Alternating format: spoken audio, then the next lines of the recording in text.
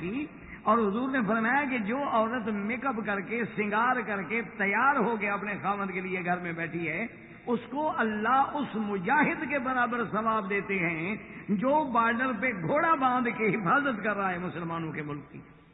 کہ یہ بھی مجاہدہ ہے کہ اپنے خاوند کو گناہوں سے روکنا چاہتے. اسی طرح ایک لکھتے ہیں کہ ایک عورت تھی جو بڑی ولی اللہ تھی، اللہ ان کی قبر پہ کروڑوں رحمتیں کریں. ایسی عورتیں بھی تو گزری. حضرت حاجی امداد اللہ صاحب کی 2 بیویاں تھیں، تو ان کے بعد شاگردوں نے، ان کے بعد رشتہ داروں نے، عزیزوں نے لکھا ہے کہ بیویوں پر بھی اللہ کی عبادت کا، اللہ کے ذکر کا اور قرآن کا اور حدیث کا اور اتباع سنت کا ایسا رنگ چڑھا ہوا تھا. بس یہی فرق معلوم ہوتا تھا کہ یہ مرد ہیں وہ عورت ہیں، ورنہ حاجی صاحب سے وہ کم نہیں تھی مرتبہ ہے. یعنی اندازہ کریں حاجی امداد اللہ صاحب جن کا حضرت گنگوئی مرید ہو، حضرت گنگوئی جیسا آدمی جن کا مرید ہو، وہ کہتے ہیں کہ ان کی بیویاں بھی اتنے اللہ کے ذکر میں، اللہ تبارک و تعالیٰ عطا کہ ایک بزرگ نے لکھا ہے نا، شیخ الحدیث کا ایک واقعہ میں نے کبھی پڑھا تھا، آپ بیتی میں اللہ عالم. وہ فرماتے تھے کہ جب میں جوان تھا، جوانی تھی، تو بڑا شوق ہوتا تھا، قرآن شریف حفظ کیا تھا، الحمدللہ علم پڑھ رہے تھے، تو بڑا ذوق ہوتا تھا کہ آج اس مسجد میں 2 پارے پڑھ رہے ہیں، اور آج اس مسجد میں 2 پارے پڑھ رہے ہیں، اور آج اس مسجد میں 2 پارے پڑھ رہے ہیں. رمضان کی راتیں ہیں جناب، 4 مسجدوں میں قرآن. یہ ذوق کی باتیں ہیں. ہمیں تو پھر مسئلے کی تحقیق شروع ہو جاتی ہے نا. مسئلہ صرف اسی وہ ڈھونڈتے ہیں ہم کہ عبادت سے کس طرح روکنا ہے. وہ مسئلہ ہم نہیں ڈھونڈتے کہ عبادت کس طرح زیادہ کرنی ہے.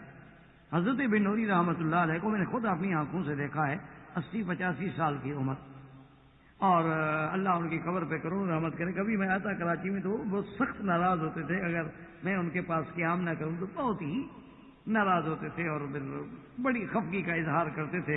تو مجبوراً پھر میں یہ کرتا تھا کہ اپنا قیام گویا کہ حضرت کے پاس سامان وہیں رکھ لیا، کمرہ لے لیا، بیگ رکھ دیا، سامان رکھ دیا، اور پھر اپنے دوستوں کے ساتھ پھرتے رہے، اور رات کو حاضر ہو گئے، السلام علیکم جناب، ہم آپ کے پاس ٹھہرے ہوئے. تو حضرت رحمت اللہ علیہ، آپ اندازہ کریں کہ رمضان کی راتوں میں اسی مسجد نیو ٹاؤن کے مدرسے کی جو مسجد ہے ماشاءاللہ بہت بڑی مسجد ہے، وہاں 20 تراویحاں پڑھتے جماعت کے ساتھ. اور وہ 20 تراویحاں پڑھانے والے بھی قاری تھے، کم از کم 2 گھنٹے لگتے تھے 20 تراویح پڑھنے. اور جب بھی اس تراویحاں پڑھا کے حضرت فارغ ہو جاتے تو فوراً دارالحدیث میں آ جاتے جہاں درس حدیث دیتے تھے، اور وہاں جناب قاری ہوتے تھے، حضرت کے شاگرد ہوتے تھے، مختلف قراء تھے، کوئی ساؤتھ افریقہ کا تھا اور کوئی کسی کا تھا اور کسی کا تھا. تو جو سب سے خوبصورت قرآن پڑھنے والا اور بہترین تجوید کے ساتھ پھر اس شاگرد کو حکم دیتے کہ ابھی جو ہے ہم دارالحدیث میں قرآن سنیں گے، پھر وہاں کھڑے ہو کے 3 پارے سنتے. اور جو ذوق والے لوگ تھے پھر وہ سارا دارالحدیث بھر جاتا، یعنی 2 گھنٹے وہاں کھڑے ہیں اور یہاں اب پھر شاگرد کے پیچھے کھڑے ہیں اور وہ 3 پارے منزل پڑھ رہا، اور فارغ ہوتے اور اس کے بعد جناب تشریف لے آتے، کوئی مہمان آیا، وہ آیا، کو جائے، اس کے بعد اتنے میں سحری کا وقت ہو جاتا. یہ کون سی طاقت تھی؟ یہ اللہ طاقت دیتی. ہم تو سوچ بھی نہیں سکتے. ہمارا تو حال یعنی حرم شریف میں یہ ہوتا ہے کہ اگر امام ذرا بنا سنوار کے پڑے تو لوگ کہتے ہیں یار یہ بڑا ایسا پڑتا ہے، وہ تیز امام ہو، کبھی اس ٹانگ پہ کھڑے ہیں، کبھی اس ٹانگ پہ کھڑے ہیں، جیسے بیچارے کو عذاب میں ہے. وہ کیوں؟ ایمان ہے نہیں، قرآن سے لذت ہی نہیں، حلاوت ہی نہیں. جب حلاوت نہ ہو، لذت نہ، انٹرنیٹ پہ آپ بیٹھے ہوئے چیٹنگ کرتے ہوئے مجالے 8 گھنٹے آنکھ ادھر کریں، کیوں؟ یہاں آپ کو لذت مل رہی ہے، قرآن میں لذت مل نہیں رہی. تو اصل بات یہ ہوتی تھی کہ وہ کہتے ہیں کہ جی مجھے میری دادی اماں جو تھیں تو وہ ان کے نزدیک تو آپ حضرت شیخ الحدیث ہو جائیں، کچھ ہو جائیں، دادی تو دادی ہوتی ہے، تو ماں وہ کہہ رہے بھائی زکریہ لوگوں کو قرآن سناؤ اور ہمیں نہ سناؤ، بھائی کبھی ہمیں بھی تو قرآن سنا دو. اور کیا ہماری جوانی کے دن تھے، ہم پرواہ نہ کرتے. ایک دفعہ رمضان المبارک کے دن تھے اور مہینہ مبارک تھا، دادی صاحبہ نے ذرا سختی سے کہا، تو میں نے کہا کہ دادی بالکل ٹھیک ہے، آج ساری بوڑھیوں کو اکٹھا کر لو، آج کو جو ہے نا میں قرآن آپ کو سناؤں گا انشاءاللہ. میں جو ہی تراویح پڑھ کے مسجد سے آؤں گا تو سیدھا گھر آ جاؤں گا، اور آپ سارے گھر کے عزیز اقارب جتنے اکٹھے کر لیں، اور آپ لوگوں نے کہا ٹھیک ہے. فرماتے ہیں کہ میں نے جناب وہاں سے فارغ ہوا آیا اور غصے میں کہ دادی روز تنگ کرتی ہے، آج اسی طرح دادی کو تنگ کرو. کہتے ہیں بس میں نے جو شروع کیا تو پہلے 15 سپارے پہ پہلی رکعت اور پیچھے دادی کھڑی ہے، عورتیں کھڑی ہیں ساری ہاتھ باندھ. میں نے کہا پھر تو نہیں کہے گی نا کہ قرآن سناؤ. اور دوسری رکعت والناس پہ کی، پورا قرآن پڑھ دیا. جب سلام پھیر کے ختم ہوا تو میں نے کہا انشاءاللہ آئندہ کبھی نہیں کہیں گی کہ مجھے قرآن سناؤ. کہنے لگے بیٹا اتنا نہ اتراؤ، اتنا تو میری روز کی منزل ہے، ابھی پڑھنا ہے تو فجر کی نماز پڑھ کے پھر کھڑے ہو جاؤ. فرمایا تم مجھے تھکانا چاہتے، اتنا تو میں روز پڑھتی ہوں قرآن۔ تو جب وہ عورتیں تھیں، اب ان کا تصور تم کرو جناب موجودہ دور کی کسی مونالیزا سے، کسی میڈونا سے، یہ تو پھر ہمارے عقل کا خرابی ہے نا۔ کہاں کی نسبت خواہ خراب عالم پاک، کہاں یہ چلتی پھرتی ہوئی گندگی کی لاشیں، اور کہاں وہ اسلام نے عورت جو بنایا ہے جس کو مقام دیا ہے، کہاں وہ۔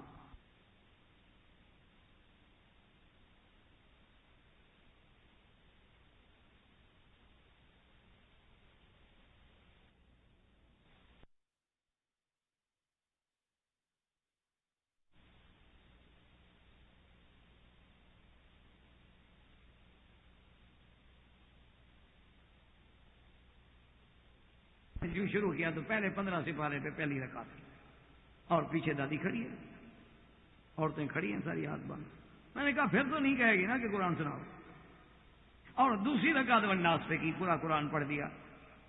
جب سلام پھیر کے ختم ہوا تو میں نے کہا انشاءاللہ آئندہ کبھی نہیں کہیں گی کہ مجھے قرآن سناؤ۔ کہنے لگے بیٹا اتنا نہ اتراؤ، اتنا تو میری روز کی منزل ہے، ابھی پڑھنا ہے تو فجر کی نماز پڑھ کے پھر کھڑے ہو جاؤ۔ فرمایا تم مجھے تھکانا چاہتے، اتنا تو میں روز پڑھتی ہوں قرآن۔ تو جب وہ عورتیں تھیں، اب ان کا تصور تم کرو جناب موجودہ دور کی کسی مونالیزا سے، کسی میڈونا سے، یہ تو پھر ہمارے عقل کا خرابی ہے نا۔ کہاں کی نسبت خواہ خراب عالم پاک، کہاں یہ چلتی پھرتی ہوئی گندگی کی لاشیں، اور کہاں وہ اسلام نے عورت جو بنایا ہے جس کو مقام دیا ہے، کہاں وہ۔ تو وہ اہل اللہ میں سے جو عورت تھی، پتہ ہے وہ کیا کرتی؟ عشاء کے بعد، جب چونکہ ہمارے انڈو پاک میں آپ کو پتہ ہے کہ کھانا مغرب سے پہلے کھا لیا جاتا ہے رات کا، اور پھر لوگ مغرب بھی پڑھتے ہیں اور عشاء بھی پڑھتے ہیں، تو وہ جناب یہ ہے کہ عشاء کے بعد روزانہ بی بی صاحبہ غسل فرماتی، غسل فرمانے کے بعد خوشبو لگاتی، کنگھی کرتی، اچھے لباس پہنتی، جو ان کے پاس سنگار تھا یعنی سرما تھا، مساک تھا، جو بھی اس زمانے کی چیز تھی، تیار ہو کے خامند کے آنے سے پہلے ان کے کمرے میں انتظار میں بیٹھی ہوتی، بالکل بن سمر کے، اور خامند آتے اور آگے بیٹھ جاتے، 2-4 منٹ باتیں کرتے، تو پھر ان سے پوچھتی کہ آپ کو اگر میری حاجت ہے تو میں حاضر ہوں، اگر اجازت ہو تو پھر میں جا کے اللہ اللہ کروں۔ تو اگر خامند کو ضرورت ہوتی کہتے ٹھیک ہے لیٹ جاؤ، بیٹھ جاؤ، ٹھیک ہے مت جاؤ عبادت کے لیے، نفلی عبادت ہے۔ تو اگر وہ اجازت دے دیتے پھر جا کے نفلی شروع کر دیتی ہیں اور صبح تک نماز پڑھتی رہتی۔ یہ تو اس کا حق ہے۔ تو اس لیے سیدہ عائشہ جیسی بی بی رضی اللہ تعالی عنہ فرماتی ہیں کہ میں نے ہار، اس زمانے میں ایک ہار عاریتن لے لیا کہ کم از کم حضور کے سامنے کچھ تو میں گلے میں ڈال۔ اتفاق کی بات ہے، بی بی صاحبہ فرماتی ہیں کہ میں قضاء حاجت کے لیے باہر نکلی تو وہ ہار جو تھا ٹوٹ گیا، دھاگے واگے کا تو ہار تھا، ٹوٹ گیا، گر گیا، میں نے خیال ہی نہیں کیا۔ جب خیمے میں واپس آئی دیکھا تو ہار نہیں، تو میں پھر واپس گئی، پھر واپس آئی، جس راستے سے دیکھا نہیں ملا، تو میں نے حضور پاس یا رسول اللہ فقط تو القلادہ، میں نے وہ ہار گم کر دیا ہے، گر گیا ہے، اور وہ میرے پاس آ رہا ہے مانگا ہوا۔ حضور نے حکم دیا بھی ٹھیک ہے ذرا آرام کر لیتے ہیں اور کچھ ایسا کرو بھی تلاش کرو، وہ تلاش کیا گیا، اتفاق کی بات ہے کہ وہ ہار نہیں۔ اب خدا کی شان دیکھیں، اب ذرا اس پہ غور کریں، یعنی کہ بس ایک واقعہ ہے اور سن لیا اور چلے گئے۔ اگر آدمی غور کرے گا، فکر کرے گا، تدبر کرے گا تو اس کے دماغ میں بات بیٹھے گی کہ اسلام نے عورت کے بارے میں کیا کیا تصورات قائم کیے ہیں، اللہ کی نظر میں عورت کا کیا مقام ہے، رسول اللہ کی نظر میں عورت کا کیا مقام ہے، اولیاء اللہ کی نظر میں عورت کا کیا مقام ہے۔ لیکن شرط ہے میرا بھائی عورت ہو، اگر عورت ہی نہ رہے، اگر عورت اپنے عورت پن کو ختم کر دے پھر تو اس کا کوئی مقام نہیں۔ دیکھیں نا، اصولی سی بات ہے کہ اپنا یہ ایک ٹیپ ریکارڈر ہے، اس کا ایک مقام ہے، آپ ایک درس کو ٹیپ کریں، اچھی بات۔ اب اگر کوئی آدمی اس کو پکڑ کے ایسے پھینک دے کہ یہ سڑک پہ جا پڑے، یہ کوئی بات تو نہ ہوگی۔ اس کا اپنا ایک مقام ہے، طریقے استعمال ہے۔ تو اب جب حضور کو خبر ہوئی، تلاش شروع ہوئی، اتفاق ہے کہ ہار نہ ملا، اور خدا کی شان دیکھیں کہ ایسی جگہ پر قافلے نے قیام کیا تھا کہ جہاں کوئی کنواں نہیں، کوئی پانی نہیں، کوئی چشمہ نہیں، تو کافی سارے صحابہ جو تھے وہ غصے میں آئے اور حضرت سیدنا ابو بکر کی خدمت میں گئے اور کہا کہ یا ابا بکر، یا ابا بکر، دیکھو بی بی عائشہ کو اللہ نے عزت دی، عظمت دی، حضور کی بیوی بنایا، امہات المومنین بنایا ہے، لیکن ناز کی بھی ایک حد ہوتی ہے کہ سارے قافلے کو روک دیا، ایک ہار کے لیے گر گیا تو گر گیا۔ اور فقط الماء، ایک روایت میں ہے کہ لیسو علی ماء، کہ وہ کسی پانی کے چشمے پر بھی تھے، ولیس معہم ماء، ان کے ساتھ بھی پانی نہیں تھا۔ تو نے کہا ہماری نماز کا وقت آ رہا ہے، قافلہ رکا ہوا ہے، ورنہ قافلہ اگر وقت پہ چل پڑتا تو ہم کسی نہ کسی یعنی منزل پہ پہنچ جاتے، کسی چشمے پہ پہنچ جاتے، اب ہماری نماز چلی جائے گی۔ تو ایک تو صحابہ کا عشق صلاۃ کہ نماز کا اتنا فکر ہے کہ اب اس میں ان کے سامنے نہ بی بی عائشہ کی عظمت ہے، نہ یہ ڈر ہے کہ کہیں حضور ناراض ہو جائے گا، نہیں، نماز تو اللہ کی ہے۔ اور سیدنا ابو بکر صدیق کا جذبہ دیکھیں گے، جب ان کو نماز کے بارے میں صحابہ نے کہا تو فرماتے ہیں، بی بی عائشہ فرماتی ہیں کہ دخل ابی، میرا ابا جان آئے اور اس خیمے میں آئے جہاں میں بیٹھی تھی، اور سرکار دو عالم لیٹے ہوئے تھے، آرام فرما رہے تھے۔ اور ایک روایت مبارک میں یہ بھی آتا ہے کہ حضور صلی اللہ علیہ وسلم نے میرے گھٹنے پہ یا میرے فخذ پہ اپنا سر مبارک رکھا ہوا تھا، اور میں ادب سے بیٹھی تھی کہ حضور کے آرام میں خلل نہ ہو، حضور لیٹے ہوئے۔ حضرت ابو بکر صدیق آئے اور غصے سے کہا، حابستنا، تم نے ہمیں روک دیا، ان القوم لیسوا علی ماء ولیس معہم ماء، کہ قوم ایسے مقام پہ ہے کہ نہ ان کے پاس پانی ہے اور نہ ان چشمے پہ ہے، تو نماز جانے کا خوف ہے، تم نے اللہ کے پیغمبر کو ایک ہار کے لیے روک دیا۔ اور بی بی عائشہ فرماتی ہیں کہ میرے ابا نے مجھے اتنے زور سے مارا کہ مجھے کہتی ہیں بہت ہی والد صاحب نے اتنی قوت سے مجھے گھونسا مارا میری پشت میں کہ مجھے سخت تکلیف ہوئی، لیکن میں نے ضبط کیا کہ میں ہلوں نہیں، حضور کے آرام میں فرق نہ آ جائے۔ اب اسی میں اب آپ دیکھیں کہ جناب حضور صلی اللہ علیہ وسلم کی بھی آنکھ مبارک کھل گئی، فنظر علیہ جبریل علیہ السلام آ گئے اور اللہ نے فوراً قرآن نازل کر دیا، فَإِن لَّمْ تَجِدُوا مَاءً فَتَيَمَّمُوا صَعِيدًا طَيِّبًا۔ اللہ نے قرآن نازل کر دیا کہ میرے محبوب اپنے صحابہ کو بتا دو، اپنی امت کو قیامت تک بتا دو، ہم عائشہ کی تکلیف برداشت نہیں کر سکتے، چاہے باپ بھی مارے تو ہم برداشت نہیں کرتے، حالانکہ والد ہے، بیٹی ہے۔ اتنا بڑا مقام ہے اللہ کا، اللہ کے ہاں عورت کا، کہ اللہ نے قرآن نازل کر کے حضور کی امت کو قیامت تک کے لیے چھڑا دیا ایک عورت کی وجہ سے، کہ فَإِن لَّمْ تَجِدُوا مَاءً فَتَيَمَّمُوا صَعِيدًا طَيِّبًا وَامْسَحُوا بِوُجُوهِكُمْ وَأَيْدِيكُمْ۔ اللہ نے قرآن نازل کر دیا کہ میرا مدنی، اگر تمہارے پاس پانی نہ ہو، تیری امت کے پاس پانی نہ ہو، تو یہ ساری مٹی جو ہے میں نے تیرے لیے پاک بنا دی ہے، اس مٹی پہ تیمم کر کے نماز پڑھ لو، بس ہم قبول فرما لیں گے۔ اب 2 منٹ پہلے جو صحابہ غصہ کریں سب آگے ابو بکر کو مبارک دے رہے ہیں، کہتے ہیں ابو بکر مبارک ہو تیرے گھرانے کی وجہ سے اللہ نے حضور کی امت کو چھڑا دیا۔ دیکھو نا جی، آج سفر میں ہے پانی نہ ہو، انسان سفر میں ہے پانی نہیں ہے، کیا کرے؟ ایک مسئلہ ہی حل ہو گیا کہ پانی نہ ہو، وضو کرنا ہے، پانی نہیں ہے، بس ہاتھ مارو، تیمم کرو، السلام علیکم ورحمۃ اللہ وبرکاتہ سے نماز پڑھ لو۔ حتیٰ کہ اگر انسان ہے، مرد ہے یا عورت ہے، اس کو غسل جنابت کی ضرورت ہے، پانی نہیں ہے، کیا کرے؟ وہ بھی تیمم کرے۔ یہ حضور کی امت کو جو رعایت ملی ہے، پانی کے بغیر صرف مٹی پہ تیمم کر کے نماز قبول کر دیں گے، کس کی وجہ سے ملی؟ یہ سبب کون ہے؟ ایک عورت ہے، سیدہ عائشہ رضی اللہ تعالی عنہ۔ اب دوسری حدیث میں نظر ڈالیں کہ حضور نے فرمایا کہ من سن سنتن حسنتن، کہ جو آدمی کوئی اچھی بات کی بنیاد رکھ جائے تو قیامت تک جب اس اچھے عمل پہ عمل ہوگا تو اس کا ثواب بھی اس پہلے بندے کو ملتا رہے گا۔ اگر کسی نے برے کام کی بنیاد رکھی ہے تو قیامت تک جو لوگ اسی پہ گناہ کریں گے ان کا گناہ بھی اس پہ رکھا جائے گا۔ جیسے اول من سن القتل قابیل، کہ سب سے پہلے قتل کی بنیاد کیسے رکھی ہے؟ قابیل نے، کہ اپنے بھائی کو قتل کر دیا۔ سب سے پہلا قتل، سب سے پہلا فتنہ، سب سے پہلا زمین پہ گناہ جو ہوا ہے کہ ایک بھائی نے بھائی کو قتل کیا۔ اسی لیے ابوالکلام رحمت اللہ علیہ لکھتے ہیں کہ انسان عجیب حیوان ہے۔ وہ کہتے ہیں کہ انسان، چونکہ حیوان تو انسان بھی حیوانیت تو اس میں بھی ہے نا، حیوان تو ہے، فرق اتنا ہے کہ حیوان ناطق ہے، بولنے والا ہے، کوئی حیوان ساحل ہوتا ہے، کوئی حیوان ناحق ہوتا ہے۔ تو ابوالکلام لکھتے ہیں رحمت اللہ علیہ کہ یہ انسان ایک عجیب حیوان ہے کہ سانپ کبھی سانپ کو نہیں کھاتا، شیر کبھی شیر کو نہیں قتل کرتا، بھیڑیا کبھی بھیڑیے کو نہیں مارتا، کتا کبھی کتے کو نہیں قتل کرتا۔ یہ ایسا حیوان ہے کہ جب انسانیت سے گر جائے تو اپنے انسانوں کو مارتا ہے، یعنی یہ ایسا حیوانیت کی سطح پہ گر جاتا ہے، اسفل السافلین میں چلا جاتا ہے کہ انسان ہو کر انسانوں کا دشمن، ورنہ کوئی چیز اپنے ہم جنس کی دشمن نہیں ہوتی۔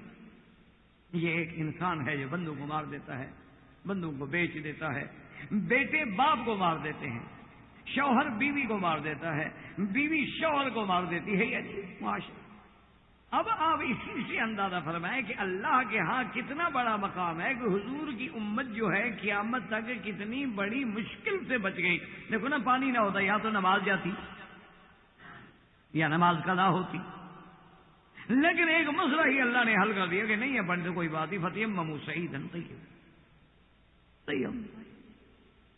اسی طرح اب جو آیات مبارکہ ہم نے تلاوت کی ہے، یعنی آپ حیران ہوں گے اللہ کے قرآن کو خدا کے لیے کبھی غور کر کے پڑھا۔ اس قرآن مقدس میں سورت تحریم میں جس بی بی کا واقعہ آ رہا ہے اس کا نام تو ہے بی بی زینب بنت جحش، اور ایک بی بی زینب ہے جو حضور کی پھوپھی کی بیٹی ہے، وہ ان کا نام بھی بی بی زینب ہے، اور ان کا بھی ذکر اللہ کے قرآن میں، یعنی آپ اندازہ کریں کہ ان کا ذکر بھی اللہ کے قرآن میں ہے کہ حضور صلی اللہ علیہ وسلم چاہتے تھے، آپ نے حضرت زید کو اپنا متبنہ بنایا تھا، بیٹا بنایا تھا، تو حضور صلی اللہ علیہ وسلم چاہتے تھے کہ بھی زید کا رشتہ ہو جائے، شادی ہو جائے، تو حضور صلی اللہ علیہ وسلم نے بی بی زینب کے بھائی سے پیغام دے دیا کہ بھئی تم اپنی بہن کا یعنی بی بی زینب کا نکاح اور رشتہ جو ہے زید سے کر دو۔